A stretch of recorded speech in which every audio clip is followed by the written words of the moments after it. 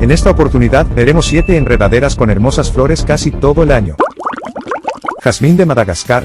Mantén esta planta en un espacio muy iluminado pero protegido de los rayos directos del sol, especialmente en las horas de mayor intensidad al mediodía. Esta planta no tolera las heladas y necesita de riegos constantes, manteniendo cierto nivel de humedad en el sustrato, aunque siempre sin encharcar. Dipladenia. A pesar de ser una planta de exterior, con que reciba 2 o 3 horas de sol al día será suficiente.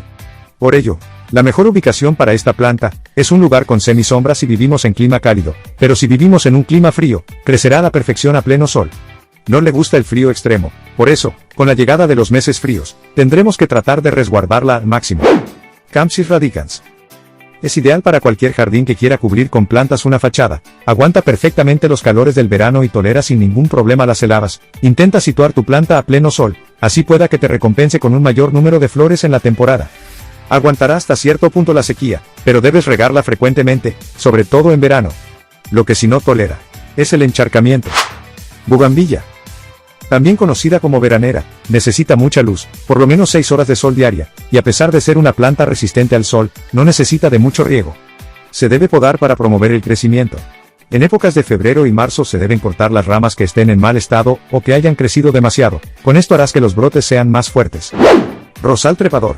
Al momento de trepar no son herbáceos y carecen de la capacidad de aferrarse a los soportes por sus propios medios, por lo tanto no es precisamente una enredadera, es más bien un arbusto semitrepador, y deben ser apoyados. Su exposición directa al sol no debe superar las 4 horas para conseguir que las flores no se quemen. Para mantenerla en óptimas condiciones, necesita tierra húmeda pero no empapada, y evitar que se seque en exceso. Rosal Banksiae. Las flores del rosal de Banksia son pequeñas, no sobrepasan los 2,5 centímetros de diámetro, pero nacen agrupadas en abundantes ramilletes. Debemos plantarlo donde reciba por lo menos 6 horas los rayos solares, para que se mantenga sano y saludable. No soporta fuertes corrientes de viento ni tampoco las heladas.